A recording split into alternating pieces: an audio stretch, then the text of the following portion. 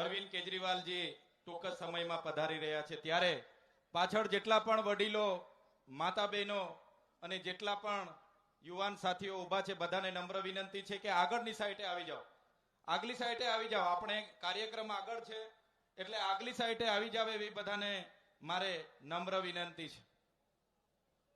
આગળી સાઈડે આવી જાવ. માન્ય કેજરીવાલજી હમણાં પધારી રહ્યા છે, ત્યારે બધા જ લોકોને વિનંતી છે કે આગલી સાઈડે આવી જશો. તમે આગળ આવો એટલે હું ચાલુ કરું. ચાલો ચાલો, આવો આવો. પાછળથી બધા આગળ આવતા રહો એટલે આપણે ચાલુ કરીએ. હવે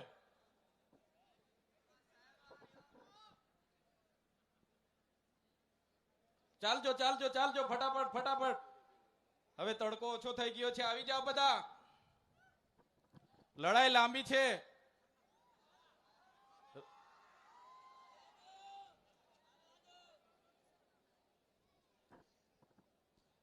ત્યારે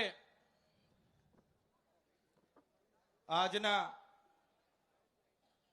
કાર્યક્રમમાં અહીં આપણી વચ્ચે અહીંયા ઉપસ્થિત થયેલા નર્મદા જિલ્લાના જુદા જુદા તાલુકાઓમાંથી પધારેલા, સાથે ભરૂચ, છોટાઉદેપુરથી પણ પધારેલા તમામ વડીલો, માતા બહેનો, યુવાન સાથીઓ, મીડિયાના મિત્રો, પોલીસ અધિકારી મિત્રો, તમામ લોકોનું આમ આદમી પાર્ટી વતી અમે અહીંયા તમારું સ્વાગત કરીએ છીએ, સન્માન કરીએ છીએ. બધા માટે એકવાર જોરદાર તાળીઓ પાડી લો. સાથીઓ, આજનો દિવસ એ ઐતિહાસિક દિવસ છે. આ જિલ્લા પંચાયતમાં આઝાદીના 78 વર્ષ, એમાં કોંગ્રેસે શાસન કર્યું 35 વર્ષ, એમાં ભાજપે શાસન કર્યું 30 વર્ષ, અને બંને લોકોએ આપણા લોકોના કામ કરવાની જગ્યાએ મામા ભતીજાની જેમ આ જિલ્લા પંચાયત ચલાવી છે. તેની સામે આ વખતે નર્મદાની જનતાએ આમ આદમી પાર્ટીને જિલ્લા પંચાયતમાં પૂર્ણ બહુમતી આપી, અને પૂર્ણ બહુમતી સાથે આજે આપણે જિલ્લા પંચાયતના પ્રમુખ અંજનાબેન અને ઉપપ્રમુખ સંગીતાબેનની વરણી કરી છે, ત્યારે એમને તાળીઓથી આપણે વધાવી લેવાના છે. સાથીઓ, આ જીત એ માત્ર આમ આદમી પાર્ટીની જીત નથી. આ જીત એ નર્મદાની જનતાની જીત છે, ગુજરાતની જનતાની જીત છે. આ જીત એક એક વ્યક્તિની જીત છે. આ જીત જે લોકો બદલાવ ઈચ્છે છે એ તમામ લોકોની જીત છે. ત્યારે હું કહેવા માંગુ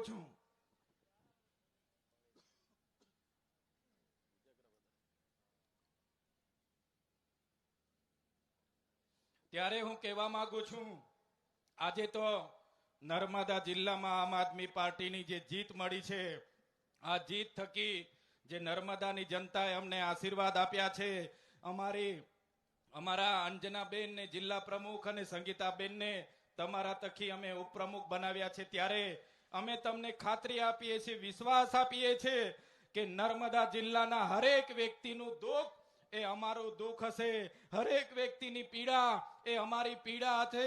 અને તમને ખાતરી આપું છું કે એક એક વ્યક્તિનું કામ કરવાનું, એમના સુખમાં અને દુઃખમાં ઉભા રહેવાનું, એમની સેવા કરવાનું કામ હવે આમ આદમી પાર્ટી આવનારા દિવસોમાં કરશે.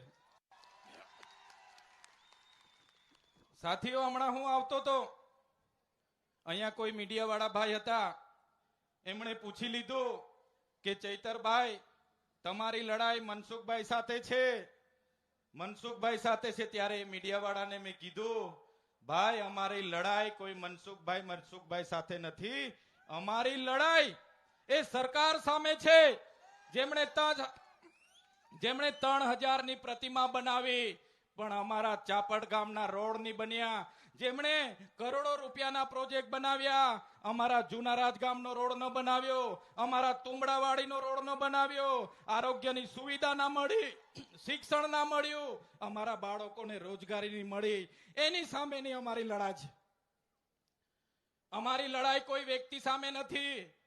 મનસુખભાઈની લડાઈ નથી અમારી સામે. મનસુખભાઈને તો પોતાના ગામનો રોડ નથી બનતો. એ પોતે સરકારને વિનંતી કરે છે.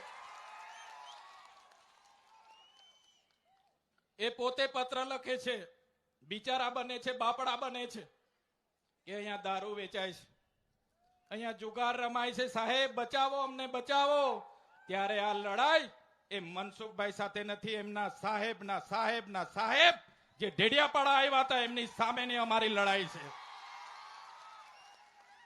સાથીઓ, અમારું સપનું હતું, જો આ સરકારો આદિવાસીઓનો વિકાસ નહીં કરશે તો આદિવાસીઓનું સ્વશાસન લાવીશું. આજે મને કહેતા આનંદ થાય છે, જે રાજધાનીનું અમે સપનું જોઈને બેઠા હતા એ કેવડિયા રાજધાનીમાં આજે આમ આદમી પાર્ટીની સરકાર અમે બનાવી છે.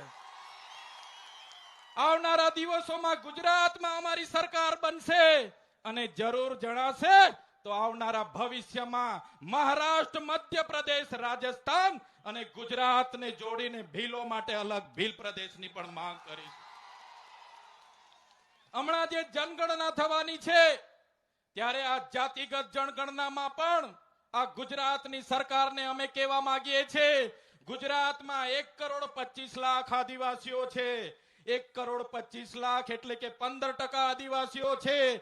ગુજરાતમાં જો સરકારે જાતિગત જનગણના કરવી હશે તો આદિવાસીઓ માટે અલગ કોલમ બનાવવો પડશે, આદિવાસી માટે અલગ સ્થાન આપવું પડશે અને આદિવાસીઓની જનગણના કરવી પડશે. જો તમે આદિવાસીઓને અમારી અલગ કોડ કલમ નહીં આપશો તો આદિવાસી પોતાનો ધર્મ શેમાં લખાવશે, પોતાની જાતિ શેમાં લખાવશે અને આદિવાસીઓને ગુમરાહ કરીને આદિવાસીઓની અનામત કઈ રીતના ખતમ થાય એ આ મૂડીવાદી સરકાર કરે છે. ત્યારે જો આદિવાસીઓની અલગ ધર્મ કોલમ ના બનાવવામાં આવે, અલગ ધર્મ કોડ ના બનાવવામાં આવે તો આવનારા દિવસોમાં જાતિગત જનગણનાનો પણ અમે વિરોધ કરીશું.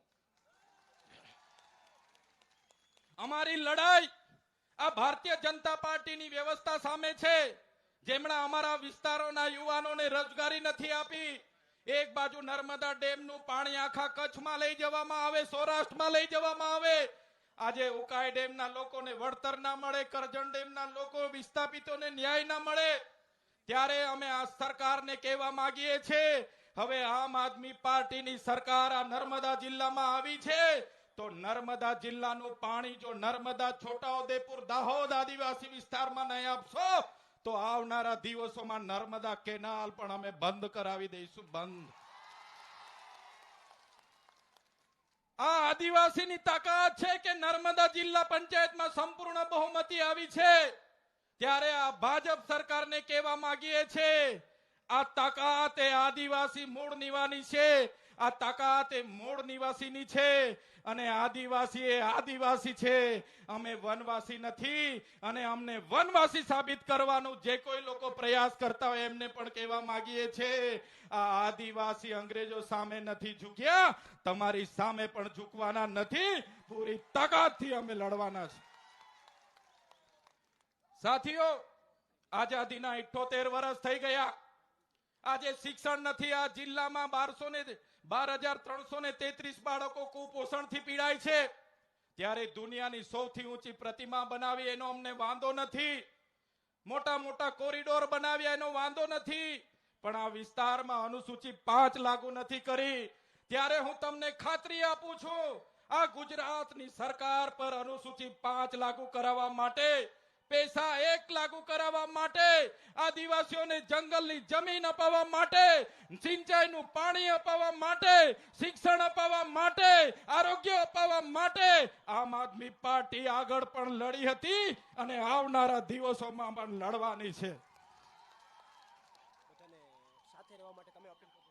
ત્યારે વધારે વિશેષ શું નથી કેતો, આપણા કેજરીવાલ સાહેબ અહીંયા આવેલા છે. અહીંયા હાજર રહેલા તમામ વડીલો, તમામ યુવાનો, માતાઓને મારે વિનંતી છે, અમારા જેટલા પણ લોકો ચૂંટાયેલા છે એમને આશીર્વાદ આપજો, એમને શક્તિ આપજો. સાથે હું પ્રકૃતિને પૂજા કરું છું, હું પ્રકૃતિને વિનંતી કરું છું, પ્રાર્થના કરું છું કે અમને એટલી શક્તિ આપજો કે આ વિસ્તારના લોકોના ન્યાય માટે લડીએ, એમને સેવાડાના વ્યક્તિના વિકાસ માટે કામ કરીએ, સેવા કરીએ, એટલી અમને શક્તિ આપે